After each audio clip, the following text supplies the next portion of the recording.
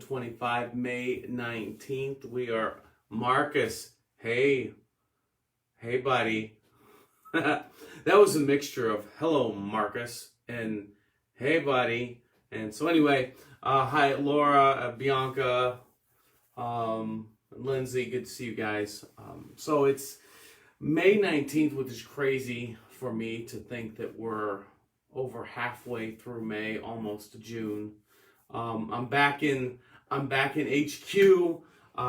Took my stuff back to the office. Now I'm out of my basement and back in the office. So one thing that I wanted to talk through with, hi Paula, with you guys, and would invite you to send a direct message to me about this. I noticed with things opening up again. Hi Christine. People headed back to work. School is finishing up or done if you're a Brunswick family. It's now daylight at 6 a.m. And I noticed last week that there were the same amount of viewers throughout the day, but much less in the live portion, which is totally fine. And I've heard enough people say that this is helpful for them. So I'll keep doing these Bible studies. But I'm toying with the idea of either like a 6 a.m. As people start their day, if the live portion can be more helpful. Or maybe doing like an audio, like a podcast type thing instead for drives to work and things like that. I'm just trying to figure out. It seems like people are saying this has been helpful. And I don't really care what I do. I just want to make sure that I do something that's the most helpful to the most people. So if that's audio or if that's live at a different time slot, whatever. So that's just something. If you have an opinion about a format that would be helpful or a time slot that would be more helpful, if you value the live part, just let me know and I can learn from that. Just message me. So okay. Hey Jason or Janine, whichever you are, it's the Black family. Good to see you guys. It was good to see you out and about on the bikes the other day. I didn't even think about you guys rolling around up there. So okay, we are in Mark chapter 9, and remember that we say that you're gonna get your view of God from Jesus, and you're going to look to Jesus to get a better understanding for who God is. Jesus is certainly the God figure in the Gospel of Mark. And so we've seen God in the flesh in action, and Mark, remember, Mark is a short gospel. It's quick, and everything's quick. So the stories in Mark matter because they represent, like 1,000 days of ministry from Jesus condensed into about 20 pages. And so in this story that Mark presents, there's a lot of highs and a lot of lows. It's a roller coaster ride. And we get to this story today that's unsettling. In fact, there's a series of interactions that are unsettling. And what Mark seems to be doing now is really mixing the high points of who Jesus is with the low points of human response to Jesus. So he's been up on the mountain with his three closest disciples, Peter, James, and John, Morning Allison, and he is transfigured, meaning he takes on what you might like the cosmic Christ, the God of the universe, the creator of the universe, Christ, the transcendent being, the Almighty, whatever. And he's interacting with Moses and Elijah, representing the law and the prophets, or the word of God. And we see this coming together of Jesus with the hope of Israel, very symbolic in that moment. And then Peter, one of the lead disciples, one of the closest guys, one of the guys that should get it most, basically says he's overwhelmed. He doesn't, hi Norma, he says that he doesn't know what to do, so he just blurts out stuff. And it represents a miss. And God, the voice of God, then comes from a cloud and says, listen, just listen. And then they're headed down the mountain after this incredible moment to this scene here. It says, when they came to the other disciples, they saw a large crowd around them and the teachers of the law arguing with them.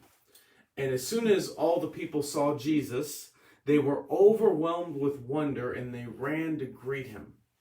What are you arguing with them about? He said. So again, there's just this high point, and he comes down the mountain, and there's a bunch of religious people arguing with followers of Jesus, with the crowd.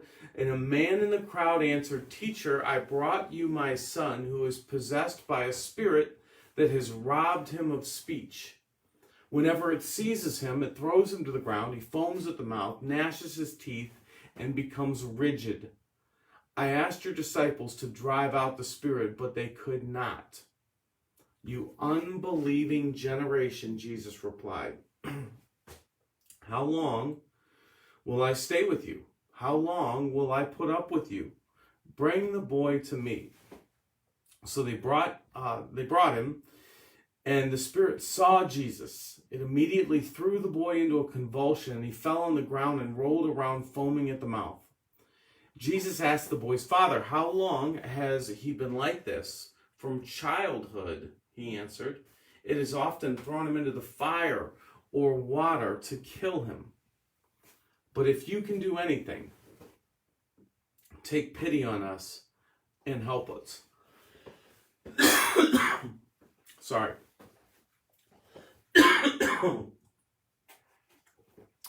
Allergies still wreaking havoc. But if you can do anything, take pity on us and help us. If you can, Jesus says, everything is possible for one who believes. Morning, Coach. Immediately, the boy's father exclaimed, "I do believe. Help me overcome my unbelief." Other translations simply say, "I believe. Help my unbelief," which is a bit of a contradicting statement there. I believe, but I don't, so help me. Now keep that in mind. Immediately the boy's father exclaimed, "I do believe, help me overcome my unbelief." When Jesus saw that a crowd was running to the scene, he rebuked the impure spirit. "You deaf and mute spirit, I command you, come out of him and never enter him again." The spirit shrieked, convulsed him violently, and came out. The boy looked so much like a corpse that many said, "He is dead."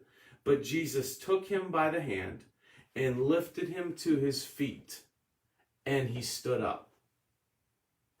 And Jesus had gone indoors, and his disciples asked him privately, "Why couldn't we drive it out?" And he replied, "This kind can only come out by prayer." Now, a couple interesting things there that stick with me. First of all, is just the feel of the story. Like so often we get our view of God, and I hate to use the word, but like religion, church, whatever. We think of nuns, we think of stained glass, we think of Ned Flanders, the Brady Bunch. It's neat, it's tidy, it's orderly, it's calm, it's good, everybody's behaving. But then you get these Jesus stories, and they're messy. Like, that's just an unsettling story. There's anger, there's fighting, there's arguing, there's demonic darkness, kids are involved. Like this is a mess. And I look at the story and I just kind of let it read me while I read it. And it just does something to me, like, it just, but that fits for me.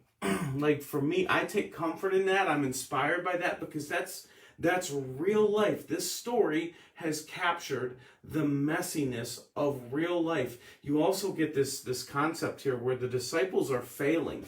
Like, they're losing. And Jesus, at times, in terms of the court of public opinion, is losing, because he's the Pharisees, who should have been the religious leaders, his own people, should have been quick to embrace him. They're not really. The disciples aren't really getting it. Everybody's lacking faith. And here's my point. This gospel in Mark was was scholars believe the first gospel written, one of the first books in the New Testament written, the first Jesus story written to be actually compiled by a trustworthy source, and the leaders of the movement So let's say it was written around 60 A.D. Morning, Dennis. Let's say Mark was written around 60 A.D., 65 A.D. The leaders of the movement, Peter, James, they're the other apostles. They're not cast in a very good light here, and that's significant because it's unlike other ancient propaganda where the leaders are perfect. There's like an airbrush. There's no airbrush in this story. The disciples are struggling. Good morning, Bianca. The disciples are struggling, and it's real. And so I look at that and I say, man, this is different than propaganda. This sure is written like eyewitness account because there's so much struggle. There's so much just messiness in it. So there's that. Then what I want to just talk through one more thing in this story. And this is the inspirational part of the story. The disciples go to Jesus and they say, why couldn't we cast that demon out of that kid, or that spirit out of that kid? And Jesus says this kind can only can come out only by prayer. Now, what was the only prayer that was prayed in that whole account? And this inspires me. This tells me, Alex, there's hope for you. The only prayer prayed was, I believe, help my unbelief. Like, how lame is that? But it's lame in a good way, because that's like, there's the bar. I believe, kinda. I believe, help my unbelief. That's the only prayer that the story gives us. And Jesus says, this kind come out only by prayer. So we get this imagery of Jesus saying, I know it ain't much, but just bring God what you have. Now, there's also a hint in this of Jesus' vision for prayer. When Jesus prays, or when Jesus uplifts prayer or teaches about prayer, there's a point when he says, don't pray like the people that think that they're going to be heard by their many words. These people come into the temple and they babble on and on and on and on. It's almost like Jesus saying, I've heard it for thousands of years. People that are like, look at me and my incredible ability to pray. What's going on, Joe? We should be inspired by the fact that this guy just goes up to Jesus and says, what do you want from me? I believe, help my unbelief. And that's his prayer, but that's the prayer that got the job done, because what Jesus sees, what God sees, is the heart. So we shouldn't approach God thinking that he's going to be influenced by the things that we say. Morning, Jackie. By some fine sounding prayer. I remember there was so my son Spencer, my oldest son, he was about, 3 years old. And me and Kelly were talking my wife Kelly were talking in the family room, and he was just watching us talk back and forth. And he had gotten to the age where apparently he wanted a deep conversation. And he said something to the effect of, Daddy, come here, talk.